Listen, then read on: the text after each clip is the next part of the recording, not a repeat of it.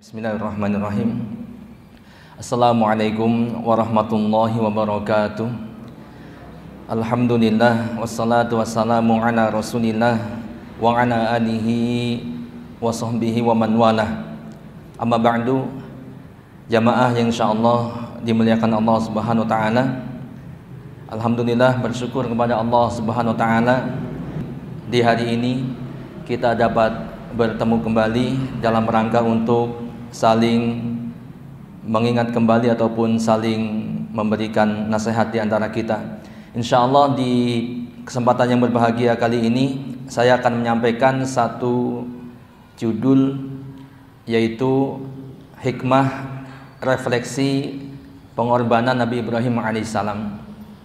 Yang tentunya sebenarnya kisah ini kisah yang sudah sangat kita ketahui, yang sudah berulang kali kita mendengar ataupun membacanya. Namun tidak ada salahnya kita akan kembali mengulas. Mudah-mudahan ini terdapat hikmah yang sangat banyak di dalamnya. Nabi Ibrahim alaihissalam, beliau adalah salah seorang Nabi dan Rasul Allah Subhanahu wa taala yang mempunyai kedudukan istimewa. Ya, selain beliau seorang Rasul, Nabi dan Rasul ulul azmi, yaitu Nabi dan Rasul yang mempunyai keteguhan yang sangat luar biasa karena ujian-ujian yang didapatkannya, khususnya ujian dari kaumnya atau dari eksternal, bukan dari dalam dirinya. Beliau salah satu Rasul ulul azmi yang diantara mereka ada 5, yaitu Nuh, Ibrahim, kemudian Musa, Isa, dan Muhammad sallallahu alaihi wasallam.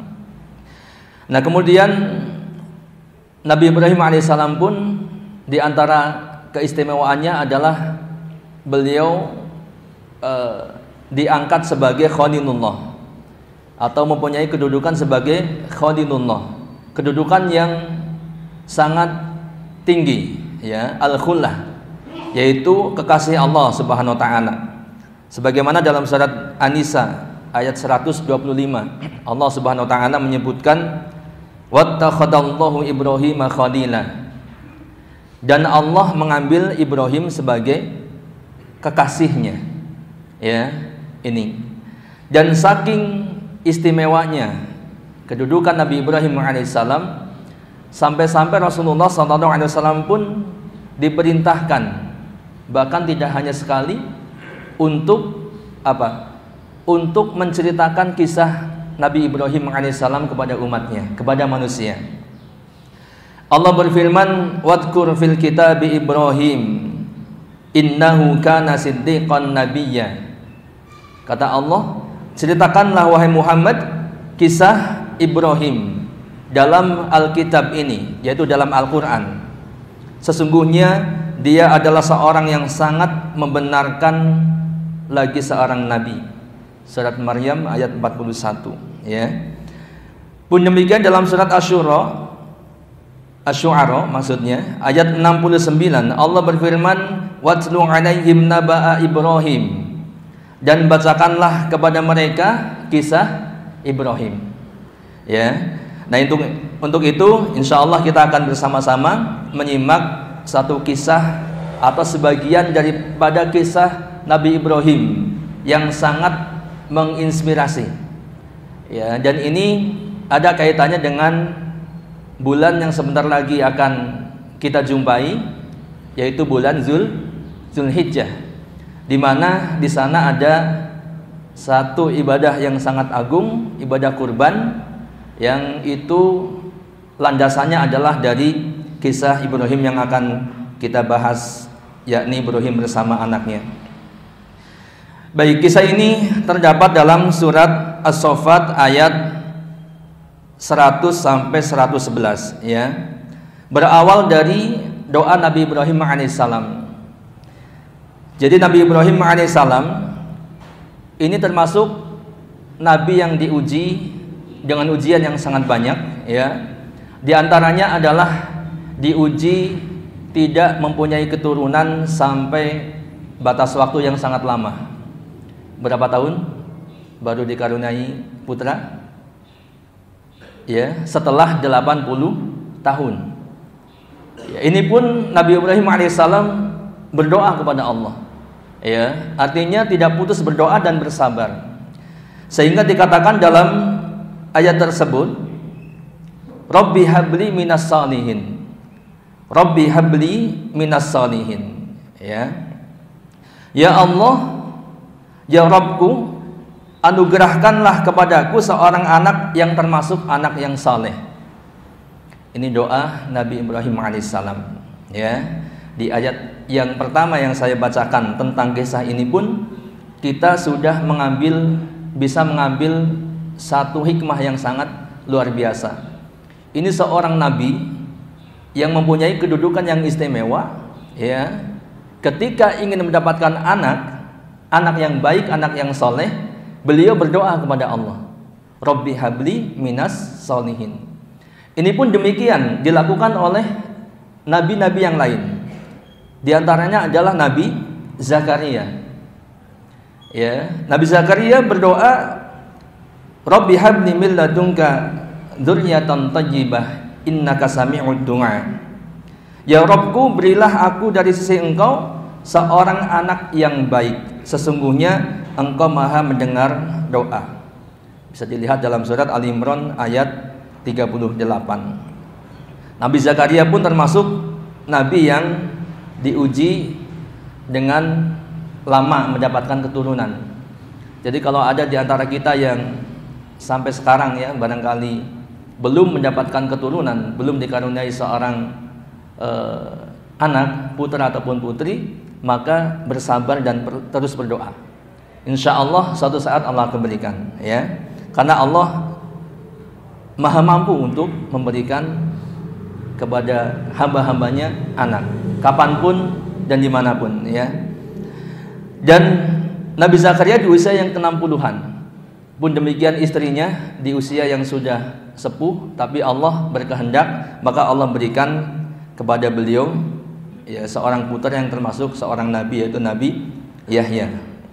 Baik, Rabbi habli minas salihin. Ini doa Nabi Ibrahim alaihissalam. Pun demikian kita, ini seorang nabi, ya, seorang nabi, dia tahu dan mengerti bahwa ya, meskipun seorang nabi tidak mesti atau tidak otomatis anaknya menjadi anak-anak yang soleh. Ya, betul tidak? Ada beberapa nabi yang kemudian keluarga dan anak-anaknya justru mendustakan kenabiannya. Ya, seperti anaknya Nabi Nuh alaihissalam. Ya, termasuk Nabi Lut alaihissalam. Ya. Pun demikian, maka dengan hikmah ataupun pelajaran yang bisa kita ambil di ayat yang pertama yang saya sampaikan ini, bahwa kita pun harus banyak-banyak berdoa, memohon kepada Allah agar diberikan keturunan yang baik. Kalau ingin mendapatkan keturunan yang baik, maka kita harus berdoa kepada Allah Subhanahu wa taala, karena kita tidak bisa sendiri. Kemudian ayat yang selanjutnya, fabasyarnahu bigulamin halim, maka kami berikan dia kabar gembira dengan seorang anak yang amat sabar. Ya, di sini diartikan anak yang amat sabar, bigulamin halim, ya, yaitu adalah Ismail, ya. Nah, ini doa Nabi Ibrahim ini dikabulkan oleh Allah Subhanahu wa taala, ya. Yaitu dengan kabar gembira ini berarti Allah mengabulkan doanya dan Nabi Ibrahim dikaruniai seorang anak bernama Ismail. Kemudian Allah berfirman, falamma balagha ma'ahu sa'ya qala ya bunayya inni ara fil manam anni adbahuka fanzur madza tara qala ya abati if'al ma tu'maru if'al ma tu'mar satajiduni insyaallah minas sabirin. Maka tatkala anak itu sampai pada usia sanggup berusaha bersama-sama Ibrahim, pada usia as-sa'yu, yaitu sanggup sudah bisa bekerja, ya, atau sudah mulai dewasa, sudah bisa disuruh-suruh, Bahkan dalam kisah disebutkan ya pembangunan Ka'bah oleh Nabi Ibrahim itu dibantu oleh siapa? Ismail. Ya, kalau sekarang mungkin usia 7 tahun ke sana ke atas gitu ya. Sehingga kalau di kita mungkin sudah bisa disuruh-suruh gitu kan. Sudah nggak merepotkan. Sudah bisa disuruh, sudah bisa makan sendiri, mandi sendiri, bahkan bisa membantu orang tuanya. Begitu ya. Disuruh ke warung misalkan ya, untuk beli ini, beli itu dan sebagainya. Falamma balagha ma'hu sa'ya qala ya bunayya inni ara fil manam. Nabi Ibrahim berkata, wahai anakku, sesungguhnya aku melihat dalam mimpi bahwa aku menyembelihmu. Inni ara fil manam anni adbahuka, bahwa aku menyembelihmu. Fangdur madza tara. Ya, maka pikirkanlah apa pendapatmu. Nah ini ya, ini satu ujian yang sangat berat. Ya, kenapa? Sebab yang pertama, saat itu putra Nabi Ibrahim alaihissalam yaitu Ismail ini adalah putra sematawayang. Ya, artinya saat itu adalah anak satu-satunya milik Nabi Ibrahim alaihissalam. Sehingga jelas ini adalah satu ujian yang sangat berat. Kalau barangkali ya seandainya saat itu Nabi Ibrahim mempunyai katakanlah 20 anak, ya mungkin ujian ini tidak terlalu berat atau sama berat. Ya, berat, tapi tidak seberat ketika anak itu adalah anak sematawayang. Apalagi anak ini adalah anak yang soleh. Dan ini diperintahkan untuk apa? Untuk disembelih. Ya. Kemudian Nabi Ibrahim mengatakan, "Fanzur madza tara." Ya, pikirkanlah bagaimana pendapatmu. Ya. Ini juga menjadi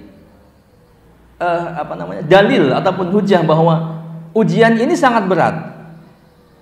Ketika Nabi Ibrahim alaihissalam kemudian minta pendapat anaknya, bukan tiba-tiba bangun tidur setelah dapat wahyu langsung ambil golok kemudian disembelih anaknya. Ya. Dan ini karena ini juga termasuk perintah dengan pihak lain sehingga ya harus dimusyawarahkan. Bagaimana pendapatmu, ya? Maka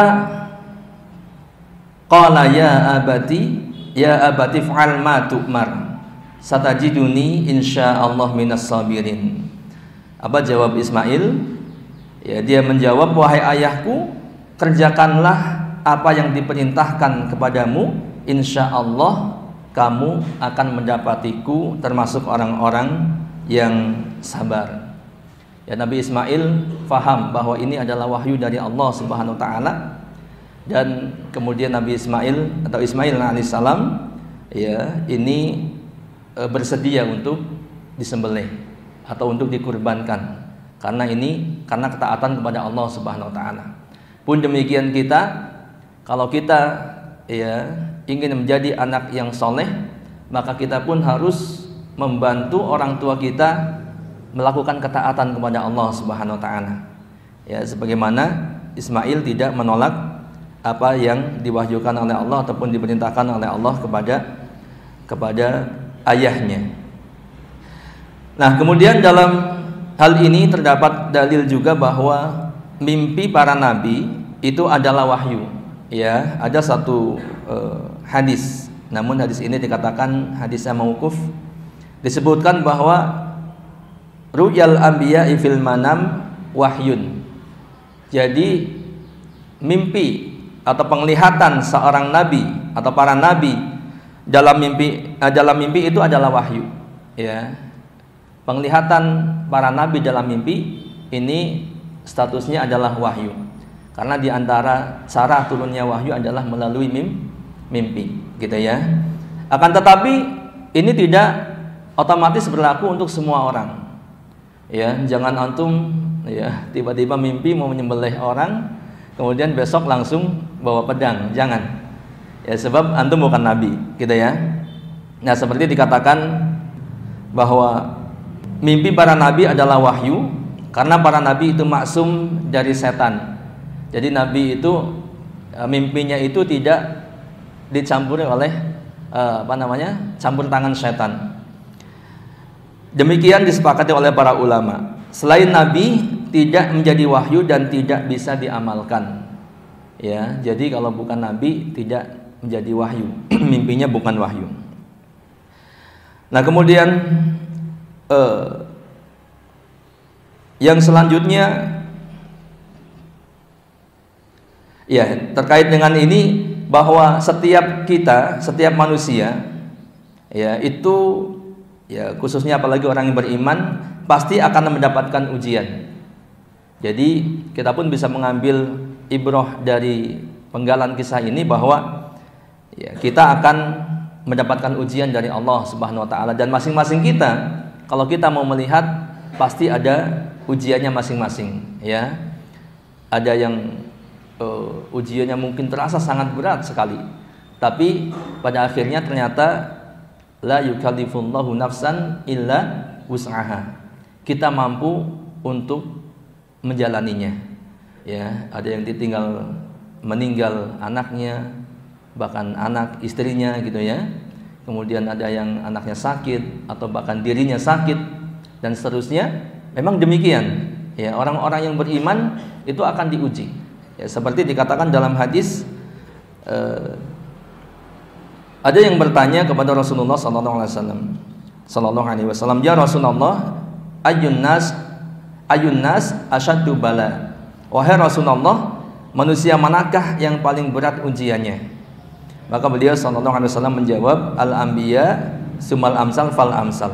Para nabi, kemudian yang semisalnya dan semisalnya lagi. Dan ini semua kita sudah hafal, familiar sekali hadis ini, ya. Artinya kita akan mendapatkan ujian dari Allah Subhanahu wa taala, akan tetapi ujian itu ya insyaallah pasti di atas, di bawah, atau kita mampu menghadapinya, dan di balik ujian itu ada hikmah yang sangat banyak. Di antaranya adalah untuk menggugurkan dosa-dosa kita. Selanjutnya kisah itu adalah falamma aslama wa tallahu lil jabin. Tatkala keduanya, siapa? Nabi Ibrahim dan Ismail, keduanya telah berserah diri, dan Ibrahim membaringkan anaknya di atas pelipisnya, ya, dikatakan telah nyatalah kesabaran keduanya.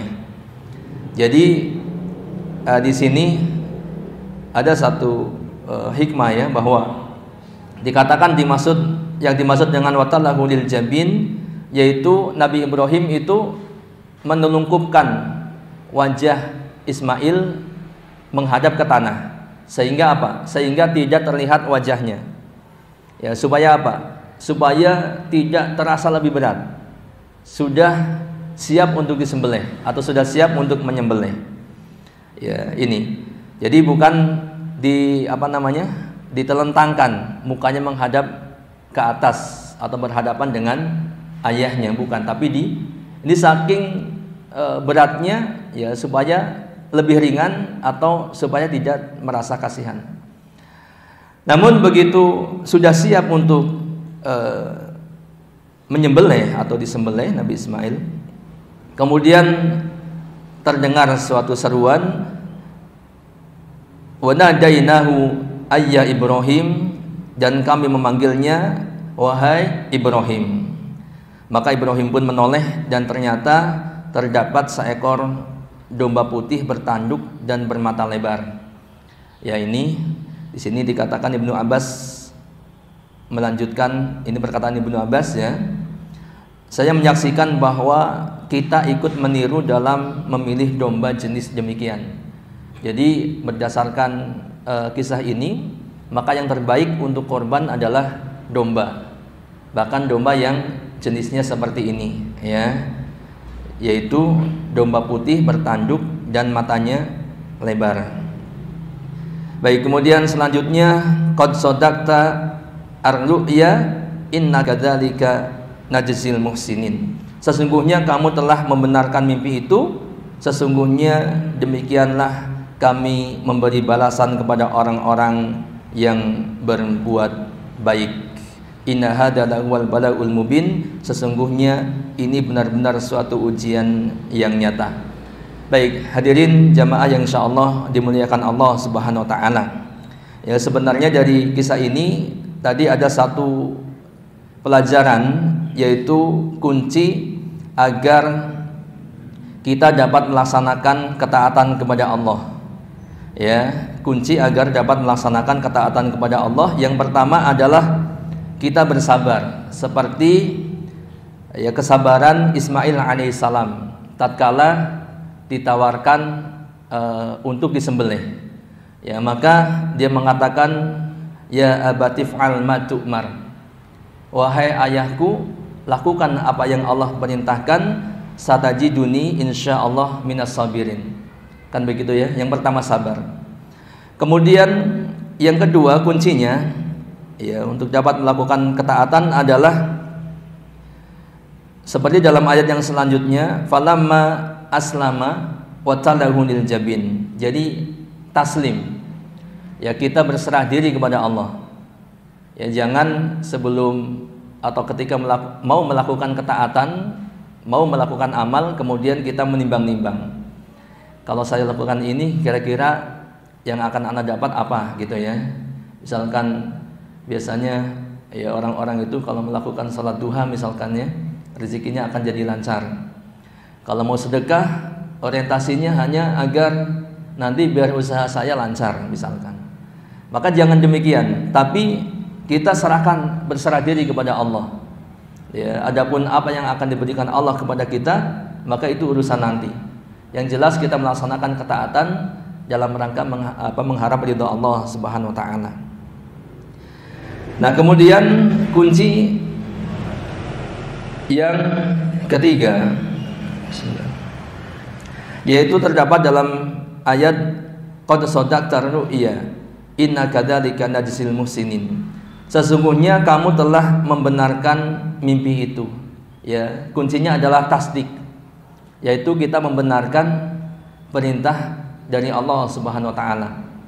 Ya, meyakini kebenarannya sehingga kita akan mampu ataupun ringan melakukan ketaatan kepada Allah Subhanahu wa taala. Nah, ini hadirin jamaah yang insyaallah dimuliakan Allah Subhanahu wa taala. Mungkin ini yang dapat disampaikan sedikit saja. Nanti kalau mau lebih luas lagi silakan bisa dibaca di kisah Nabi Ibrahim ini, terdapat dalam surat As-Saffat ayat sekitar 100 sampai 111-an ya. Wallahu a'lam bishawab. Mohon maaf atas segala kekurangannya. Assalamualaikum warahmatullahi wabarakatuh.